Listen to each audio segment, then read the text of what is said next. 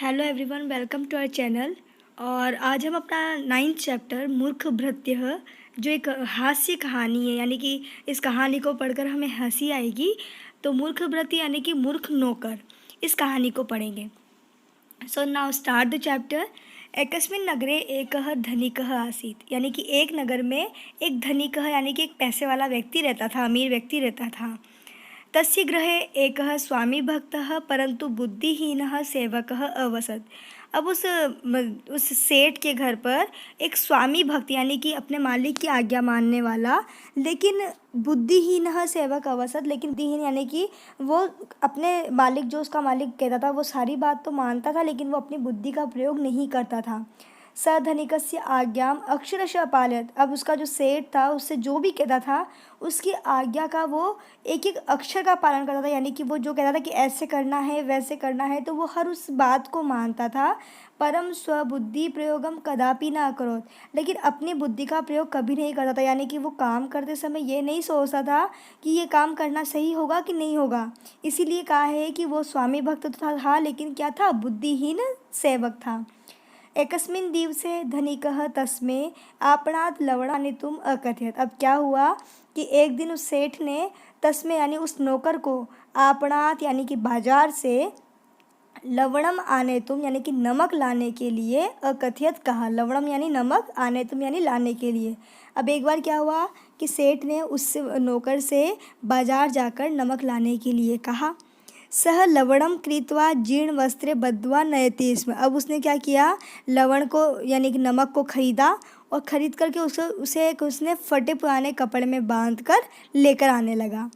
अब जीर्ण वस्त्रात् मार्गे क्रमशः सर्वमपि लवणम भूमौ अपतत। अगर अब आप किसी भी सामान को फटे पुराने कपड़े में लेकर आओगे तो वो सामान ढुलेगा ही सही। तो क्या, वस्त्र की वजह से यानी पुराने कपड़े की वजह से मार्ग में, रास्ते में सारा का सारा जो नमक था वो भूमि पर अपतत यानी गिर गया। सक्रोधम धनिकः वदति स्म। अब जब सेठ को यह पता चला कि नमक लेकर आया और फटे पुराने कपड़े में बांध कर लेकर आया और सारा नमक ढुल गया, तो वो बहुत गुस्सा हुआ। और गुस्सा होते हुए उस धनिक ने कहा, रे शठ यानी कि हे मूर्ख, किम कोपि जीर्ण वस्त्रे लवणम आनयति। क्या कोई व्यक्ति फटे पुराने कपड़े में नमक लेकर आता है? अब तो क्या, हमें नमक की पॉलीथीन मिलती है, पहले नमक की पॉलीथीन नहीं आती थी, नमक ऐसे खुला मिलता था। अब नमक को अगर आप फटे पुराने कपड़े में लेकर आओगे और वो कपड़ा फटा हुआ है तो नमक क्या होगा, निकल जाएगा। तो उसने कहा कि हे बेवकूफ़, क्या कोई व्यक्ति कभी जीर्ण वस्त्र में फटे पुराने कपड़े में नमक लेकर आता है? आगमिनी काले यानी कि आने वाले वक्त में, वस्तुनि मंजूषायाम एव आनय यानी कि आने वाले समय में तुम वस्तुओं को मंजूषा में यानी कि पेटी में यानी कि बॉक्स में रख कर लेकर आना, कोई ऐसा बड़ा सा बॉक्स में उसे रख करके लेकर आना। अब क्या हुआ कि ततः धनिकस्य सूतः कुक्कुर शावकम आनेतुं भृत्याय कथयति स्म। तभी क्या हुआ कि धनिक का, उस सेठ का जो पुत्र था, सूतः यानी कि पुत्र था, उसने कुक्कुर शावकम यानी कि कुत्ते के बच्चे को आनेतुम लाने के लिए भृत्याय कथयति स्म अपने नौकर से कहा। उस सेठ के पुत्र ने उस नौकर से कहा कि कुत्ते का बच्चा लेकर के आओ। भृत्यः पूर्वकथनानुसारेण तं शावकं मंजूषायां निक्षिप्य स्थूल वस्त्रेण बद्ध्वा आनयति। अब क्या करा, उस नौकर ने अपने मालिक के पहले कहे अनुसार उस कुत्ते के बच्चे को क्या किया, उन्होंने, उस नौकर ने मंजूषा में यानी कि पेटी के अंदर पैक करके और स्थूल वस्त्र यानी कि एक मोटे कपड़े से उसे बांध कर लेकर आया। अब क्या हुआ कि जब इतने मोटे कपड़े से उसको पूरा पैक कर दोगे, बक्से के अंदर बंद करके उसको लेकर आओगे, तो क्या उसको सांस आएगी? क्या नहीं आएगी। तो शावकः श्वास अवरोधेन मृत। तो वो जो कुत्ते का शावक था यानी कुत्ते का जो बच्चा था, वो श्वास अवरोधन यानी कि सांस रुकने के कारण मृतः मर गया। एतद् दृष्ट्वा गृहस्वामी तं भृत्यम उच्चे वदति स्म। ये सब देखकर वो जो घर का स्वामी था यानी कि जो सेठ था, वो उस नौकर से जोर से बोला, भो मूर्ख, अरे मूर्ख, किम तुम न जानसी, क्या तुम नहीं जानते, यत जीवान दोरकेण बद्ध्वा एव आनयेत्, कि जीवों को, दोरकेण यानी होता है रस्सी, कि जीवों को रस्सी से बांध कर ही लाते हैं। उसने जोर से उसे डांटते हुए कहा कि क्या मूर्ख, तुझे नहीं पता है कि जीवों को यानी जानवरों को जब भी लेकर आते हैं तो रस्सी से बांध कर लेकर आते हैं, बक्से में रख कर, और मुंह पर कपड़ा बांध कर नहीं लाते हैं। अब क्या हुआ कि अत्रांतरे धनिकस्य पत्नी दुग्धम आनय इति तम वदति स्म। अत्रांतरे यानी कि इसके बाद क्या हुआ कि उस सेठ की जो पत्नी थी उसने दूध लाओ ये दूध लाने के लिए उस नौकर से कहा।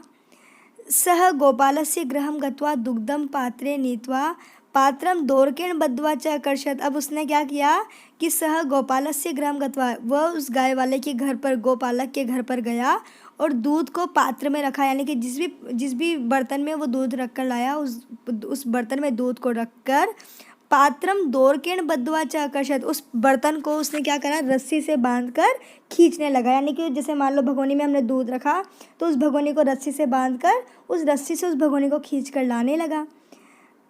मार्गे सर्वम दुग्धम अवहयत। अब अगर आप लिक्विड चीज़ को किसी ओपन बर्तन में रख कर लेकर आओगे, जैसे रस्सी से खींचोगे तो ढुलना ही है, तो जो सारा दूध था वो सड़क पर यानी रोड पर ढुल गया।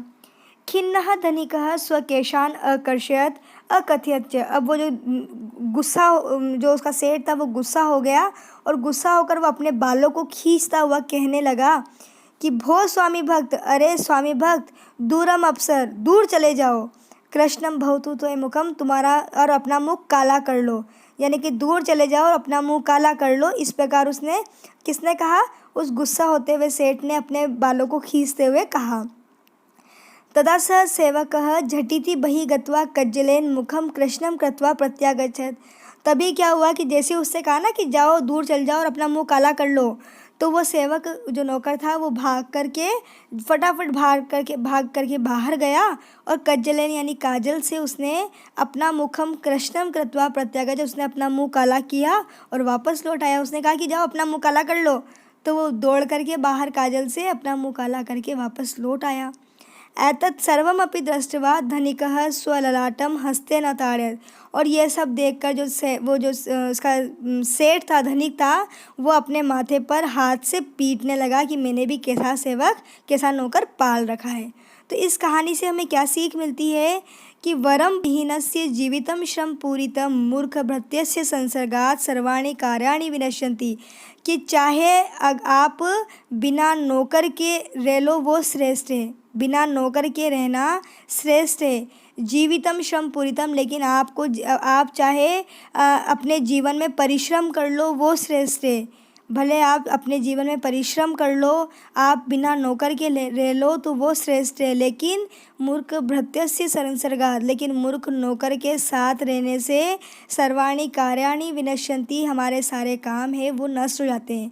जैसे ये मूर्ख सेवक था तो उसने सारे काम बिगाड़ दिए, सेठ ने या सेठानी ने या सेठ के बच्चे ने जो भी काम किए उसने अपने दिमाग का प्रयोग नहीं किया और सारे काम खराब कर दिए। अगर इसकी जगह पर उसके पास कुछ भी नहीं होता, अगर उसके पास नौकर नहीं होता, लेकिन फिर भी अगर वो मेहनत करके अपना जीवन जीता तो वो श्रेष्ठ था। लेकिन उसने ऐसा बेवकूफ़ नौकर पाला और उसके साथ रहा तो उसने अपने सारे कामों को बिगाड़ लिया, लेकिन मतलब कुछ भी नहीं आया।